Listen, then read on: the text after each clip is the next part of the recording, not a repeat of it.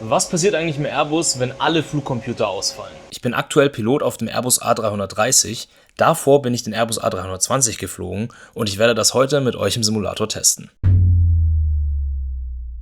Im Gegensatz zu den Steuerhörnern in den meisten Boeing-Modellen sind die Sidesticks bei den meisten Airbussen nicht mehr mechanisch mit den primären Steuerflächen verbunden. Stattdessen sind diese Sidesticks über elektrische Kabel mit mehreren Computern verbunden, die die Eingaben analysieren und dann Befehle an die entsprechenden Hydrauliksysteme weitergeben.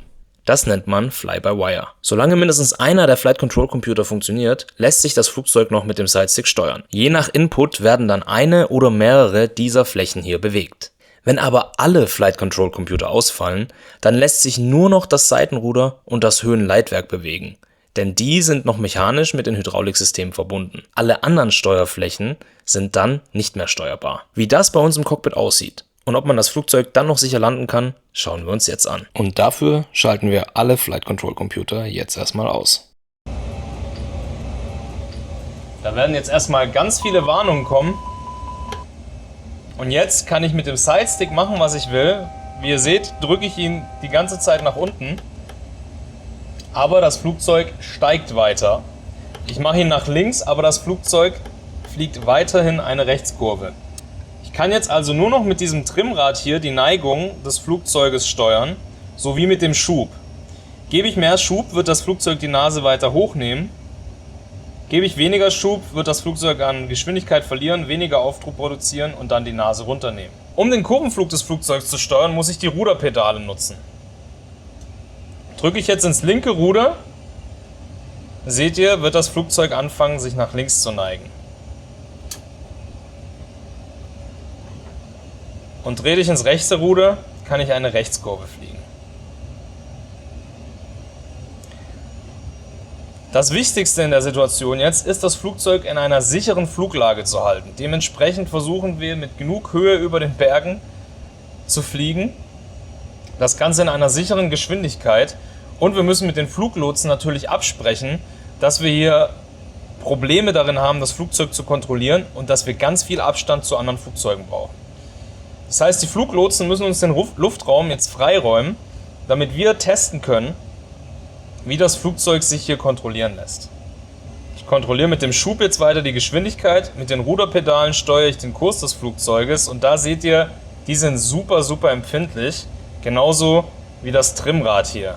Und das Fiese daran ist, dass vor allem beim Trimmrad der Effekt von dem, was man gerade steuert, sehr verspätet kommt.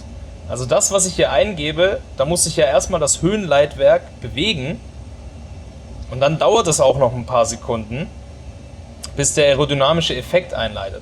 Es ist also super wichtig, hier mit Feingefühl keine zu großen Ausschläge zu machen. Im nächsten Schritt werden wir dann versuchen, etwas langsamer zu werden, unsere Landeklappenkonfiguration zu machen, um dann zu erfliegen, wie sich das Flugzeug mit den Landeklappen und dem Fahrwerk verhält, denn damit werden wir es ja gleich landen müssen.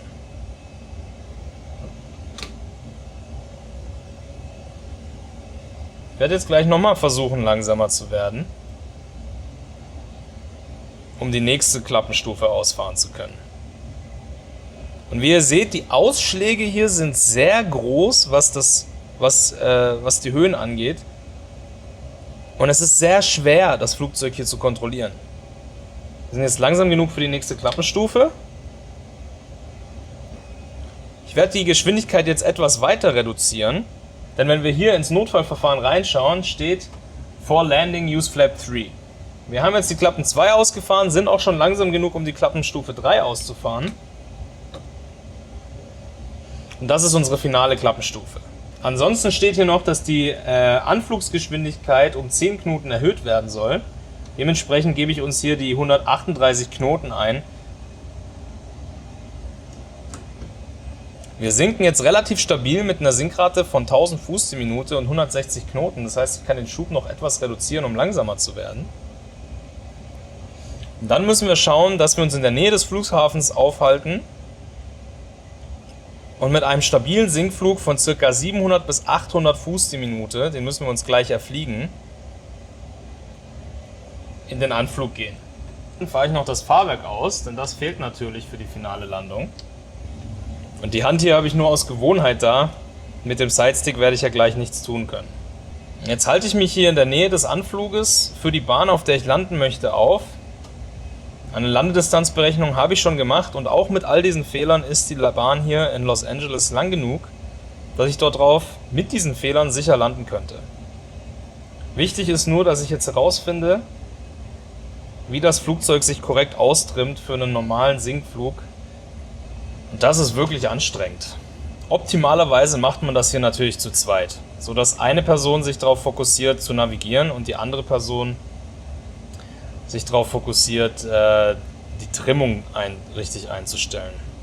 Und die nächsten 20 Minuten habe ich genau damit verbracht. Ich habe versucht herauszufinden, wie sich das Flugzeug stabil in den Sinkflug bringen lässt. Und die Zeit muss man sich wirklich auch nehmen, um dann auch eine gute Erfolgsaussicht im Anflug zu haben. Denn insbesondere, wenn man in Bodennähe hier noch große Ausschläge nach oben und nach unten hat, kann das sehr, sehr gefährlich werden. Und dementsprechend macht man das lieber in sicherer Höhe, steckt mehr Zeit in die Vorbereitung, damit man dann einen sicheren und stabilen Anflug starten kann. Und das machen wir jetzt.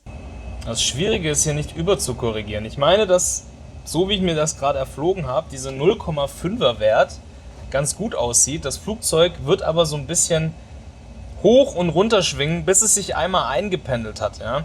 Wenn ich also jetzt nichts verändere an den Triebwerken und nichts an der Trimmung, schwankt das Flugzeug gerade mit seiner Sinkrate und seiner Geschwindigkeit ein bisschen hin und her und ich muss es zulassen, dass es sich etwas einpendelt. Ich sag's euch, Leute, ich hoffe, dass ich das im echten Leben niemals machen muss, denn man braucht hier wirklich ganz viel Geduld und Fingerspitzengefühl. Und das ist wirklich, wirklich schwierig. So, ich glaube, ich habe so langsam den Dreh raus und mich hier eingegroovt und werde jetzt gleich in Richtung Endanflug fliegen und dann einen Landeversuch starten. Aber so langsam sieht das halbwegs gut und stabil aus. Ich werde jetzt so eine ganz leichte Rechtskurve einleiten, damit ich rechtzeitig geradeaus zur Bahn fliege. So, langsam kommt hier den Gleitslope, sehe ich schon, da bin ich leicht darunter. Das sieht also ganz okay aus. So, und ganz langsam werde ich hier noch auf den Localizer kommen, der uns dann zur Landebahn führt. Wir müssen jetzt aber natürlich weiter sinken.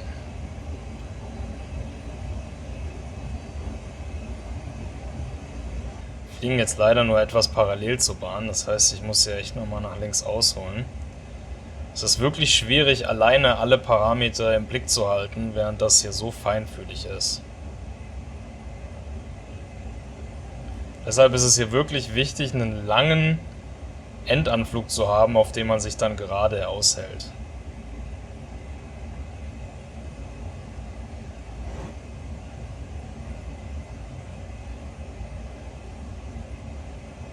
Und ich will natürlich auch nicht zu spät hier wieder nach rechts drauf korrigieren, um dann geradeaus passend auf die Bahn zu sinken. Vom Höhenprofil sieht das schon sehr gut und stabil aus. Da würde ich mich freuen, wenn er die Sinkrate und die Geschwindigkeit so beibehält.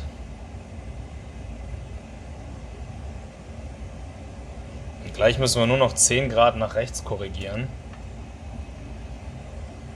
Und dann kommen wir auch passend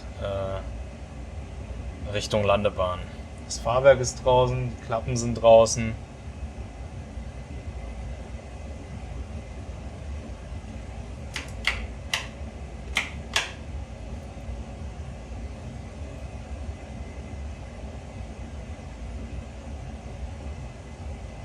Langsam kommt der Localizer rein, das heißt, ich kann mal so langsam ins Ruderpedal drücken, dass er ganz langsam eine Rechtskurve einleitet.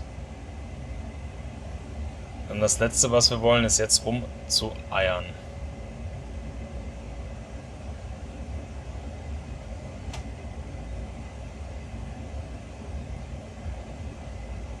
Oh, die Sinkrate ist in dem Kurvenflug leider etwas gestiegen. Sollte sich jetzt aber wieder einpendeln.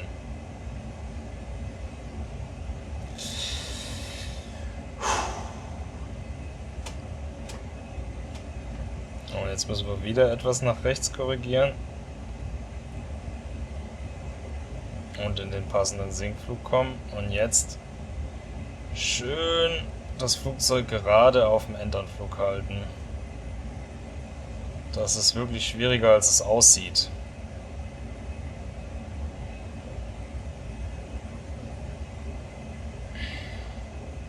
Ich habe den Schub jetzt einfach so stehen lassen und gebe hier nur noch minimale Inputs mit dem Trimrad.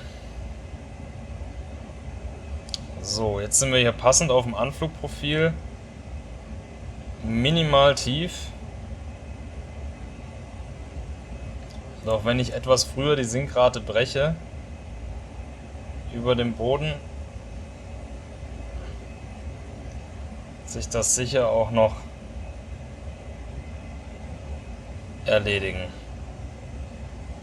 Wichtig zu sagen, wie ihr hier auf dem Navigationsdisplay auch sehen könnt, wir haben kaum Wind.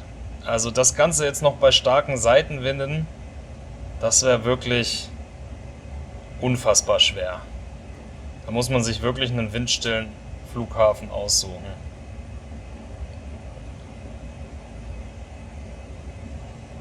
Jetzt halte ich mal die Klappe, damit ich mich auf die Landung konzentrieren kann. Da vorne sehe ich auch schon die Bahn. 1000, ja, ich würde sagen stabilized tatsächlich. Und die Landing-Checklist ist auch alles gemacht. Klappen sind draußen, Fahrwerk ist draußen. Automatische Bremsen können wir hier nicht benutzen bei dem Fehler, das heißt, wir werden gleich manuell bremsen. Und jetzt ist es natürlich wichtig, auf den letzten Metern nicht mehr hastig zu agieren, immer die Ruhe zu bewahren und keine großen Ausschläge mehr zu machen.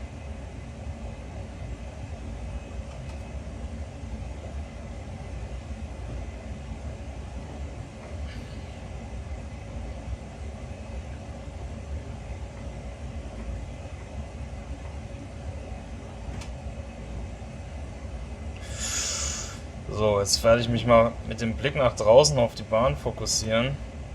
Ich sehe gerade, dass ich etwas zu tief komme und versuche die Sinkrate jetzt zu brechen.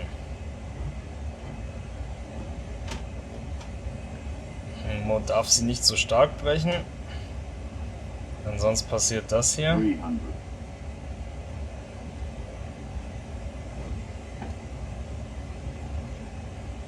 So. 200. 100.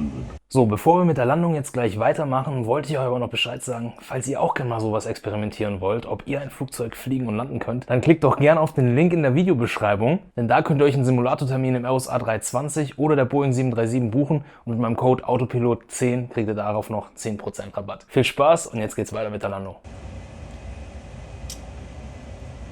50, 40, 30, 20, retard. 5. Come on.